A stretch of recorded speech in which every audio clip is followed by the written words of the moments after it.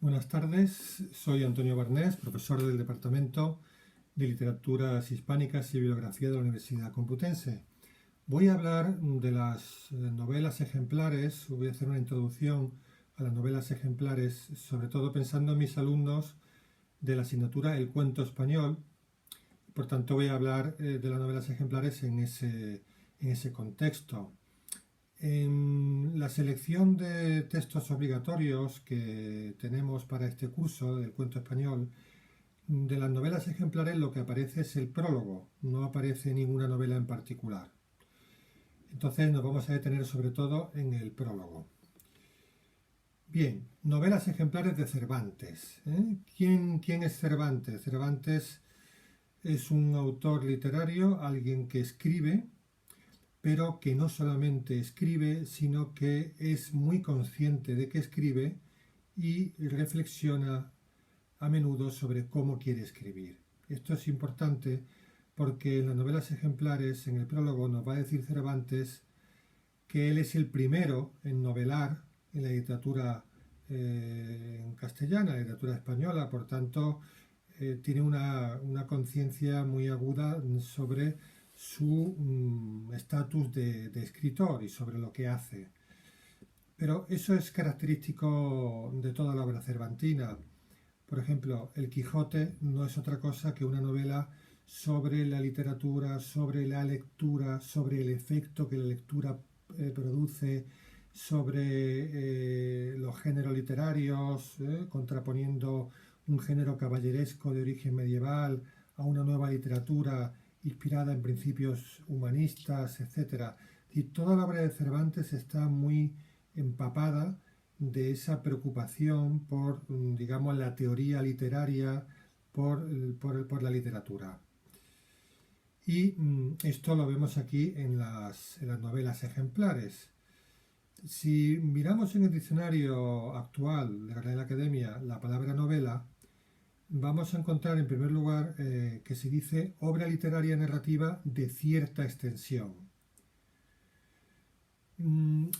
Según esa definición, las novelas ejemplares no serían novelas, porque son novelas de no mucha extensión. Y eso ya nos da una clave, y es que actualmente para nosotros la palabra novela implica cierta extensión. Pero en el momento en que Cervantes escribe las novelas ejemplares, la palabra novela precisamente equivale a lo que nosotros llamaríamos novela corta. Es decir, que en la época de Cervantes novela implica o significa novela corta, en nuestra época en cambio no, significa novela larga. Por eso cuando nosotros queremos hablar de una novela corta tenemos que decir eso, novela corta. Vaquero Goyanes, gran estudioso sobre el cuento, decía que la novela corta se podía haber llamado novela corta o se podía haber llamado cuento largo, porque es un tipo de narración que está a caballo entre el cuento y la novela larga, aunque según Vaquero la novela corta tiene mucha más relación, tiene más relación con el cuento que con la novela larga en cuanto a, digamos, estructura, en cuanto a modo narrativo. Y Cervantes le llama novelas ejemplares. Cuando miramos ejemplar en el diccionario, leemos que sirve de ejemplo, vida ejemplar, castigo ejemplar, o original, prototipo, norma representativa. Cuando estudiamos la historia del cuento español, vemos que en la Edad Media algo muy importante para el cuento es el exemplum, ¿no? El exemplum que procede más bien de un ámbito eclesiástico, y que la palabra exemplum lo que subraya es el carácter didáctico.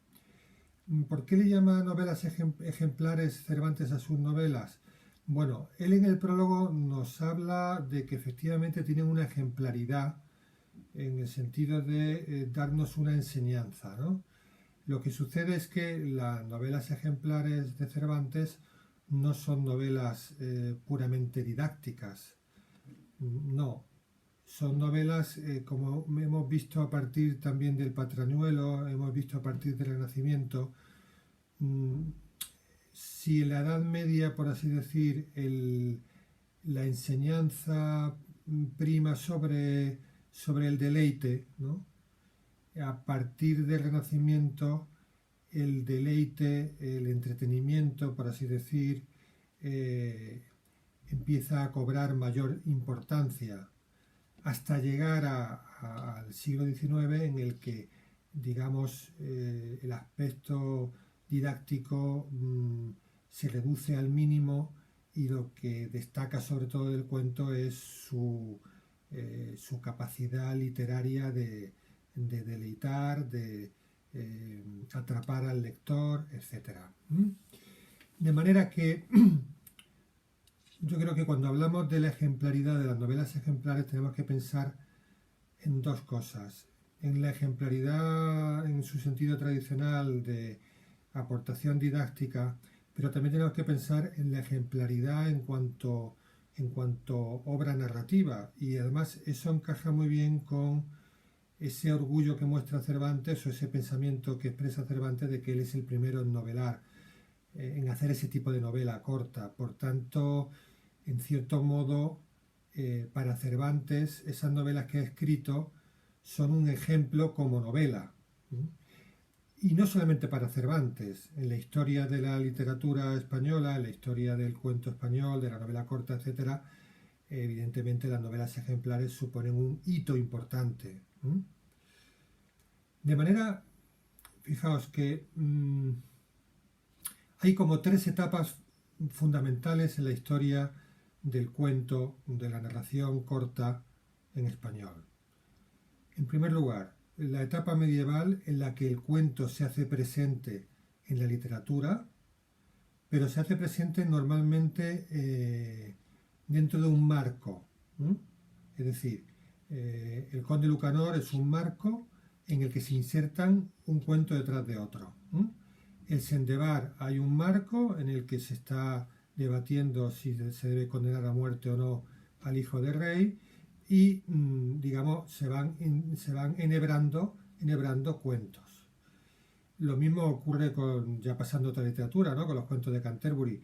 ¿El marco cuál es? La peregrinación a Canterbury. Y en esa peregrinación cada peregrino cuenta un cuento. Por tanto hay un marco y unos cuentos, ¿no? Incluso el Decamerón de Boccaccio tiene ese marco de la cuarentena en Florencia, en la que hay varios jóvenes en una casa y para distraerse cuentan cuentos, ¿no? De manera que la literatura medieval, el cuento normalmente se inserta dentro de un marco. Ese marco va a ir desapareciendo, no del todo, pero bastante, va a ir desapareciendo en el Renacimiento y en el Barroco, ¿no? Hemos visto el Patrañuelo, donde ahí ya no hay marco. Es decir, el Patrañuelo de Joan Timoneda, los cuentos van uno detrás de otro, pero sin un marco. Y lo mismo lo vamos a encontrar en las novelas ejemplares. Las novelas ejemplares son 12 novelas ejemplares en las que, digamos, no hay ningún marco, sino que cada novela es independiente. Otra cuestión es que se puedan establecer relaciones temáticas, relaciones de muchos tipos, pero no hay un marco común. Las dos últimas novelas, El casamiento engañoso y El coloquio de los perros, ahí sí podríamos decir que El coloquio de los perros tiene el marco, por así decir, del casamiento engañoso, pero hay autores que la ven como una novela con dos partes y otros muchos autores que la ven como dos novelas diferentes, aunque estén conectadas. Por tanto, estamos en el momento en el que el cuento se independiza del marco. Y ya no solamente el cuento se independiza del marco, sino estamos en el momento en el que nace la novela corta. En el que nace la novela corta. Y una novela corta independiente. Es curioso porque la literatura de Cervantes es tan rica que podríamos decir que hay ejemplos de casi todo. ¿Por qué lo digo esto? Porque las novelas ejemplares son novelas que están fuera de un marco. Pero en el Quijote encontramos una novela ejemplar al pie de la letra, que es el curioso impertinente, y está dentro de la historia del Quijote. Está dentro, aunque también de un modo bastante independiente, porque El curioso impertinente es una novela que se encuentra en una carpeta, dentro de unos papeles dentro de una carpeta, en una venta, y la leen. En principio, la ligazón que tiene El curioso impertinente con la trama general es muy débil, pero bueno, no deja de estar dentro del Quijote, ¿eh? No deja de estar dentro del Quijote.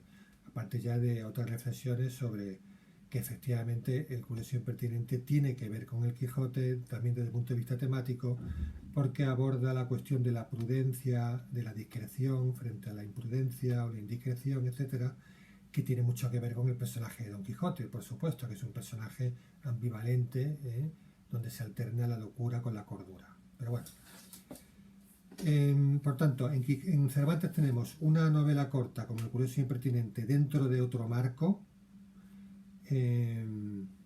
Incluso podríamos decir otras novelas cortas, sobre todo en la primera parte del Quijote, como puede ser la historia del cautivo, como puede ser la historia de Fernando y Dorotea, Cardenio y Lucinda, como puede ser la historia de Don Luis y Doña Clara, etcétera, que también podrían considerarse novelas cortas, o la de Marcela y Grisóstomo, aunque quizá esa es más breve que otras, pero bueno, eso, digamos, son distintos modos en los que se puede engarzar una novela corta dentro de una trama principal. Nosotros ahora estamos deteniéndonos sobre todo en las novelas ejemplares, y ahí las novelas son independientes. Y el tercer gran momento de la historia del cuento de literatura española es cuando adquiere plena autonomía y un estatus literario propio como cuento, y eso tendrá que ser en el siglo XIX. A partir del siglo XIX, después del romanticismo, después de que se recuperen los cuentos populares, pues los autores se atreven a escribir ellos sus propios cuentos, que ya son cuentos plenamente literarios. Literario me refiero que no solamente están en la literatura, sino que están escritos, es profeso, por un autor. De todas maneras, así como en el siglo XIX se pasa del cuento popular o de origen popular, cuento por ejemplo que recopila Fernán Caballero, al cuento de elaboración propia. La misma Fernán Caballero tiene cuentos de elaboración propia, pero que luego vamos a encontrar plenamente desarrollados en un Clarín, o en una Pardo Bazán, o en un Galdós, etc. Algo parecido ocurre en el Renacimiento, en el sentido de que todavía los cuentos del Patrañuelo tienen una impronta popular, pero también tienen su impronta literaria al estilo de Boccaccio, ¿no? Pero en las novelas ejemplares de Cervantes yo creo que asistimos al momento en el que la narrativa breve se sacude por completo la impronta popular. O sea, por completo en el sentido de que las novelas ejemplares de Cervantes son una elaboración plenamente literaria. Eso no quita para que una historia, un motivo, un tema, etcétera, pueda tener un origen literario, medio popular, pero lo que hace Cervantes es una elaboración completamente literaria de la novela. Por eso se dice que una novela corta es una novela para leer, mientras que un cuento es una narración para contar o para escuchar, ¿no? Una diferencia que se puede establecer entre el cuento y la novela corta es que el cuento está para leer en torno a una chimenea, en torno a un fuego, si queremos, mientras que la novela corta está hecha para leerla.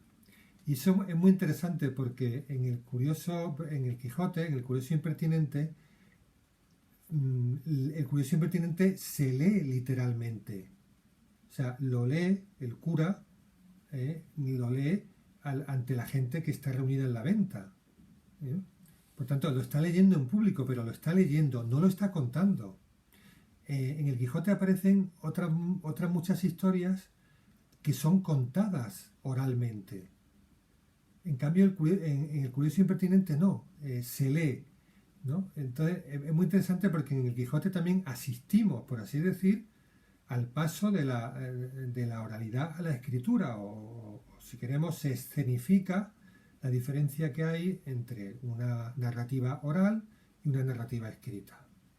Por eso, bueno, como siempre, Cervantes es muy interesante, porque está en un momento neurálgico de la literatura española, está, por así decir, en la transición entre el Renacimiento y el Barroco, la transición entre el siglo XVI y siglo XVII, está en un momento muy clave donde él va a recoger toda una tradición ya amplia de la literatura española, de la literatura italiana, etcétera, y luego va a ser también muy importante para la literatura del futuro. De hecho, los grandes narradores del siglo XIX tienen muy presente a Cervantes. De manera que siempre que estudiamos a Cervantes estamos conociendo un puerto de llegada de toda una literatura anterior, grecolatina, medieval, hispánica, europea, etcétera, y siempre estamos estudiando un punto de partida, porque en la literatura posterior Cervantes va a tener mucha influencia. De manera que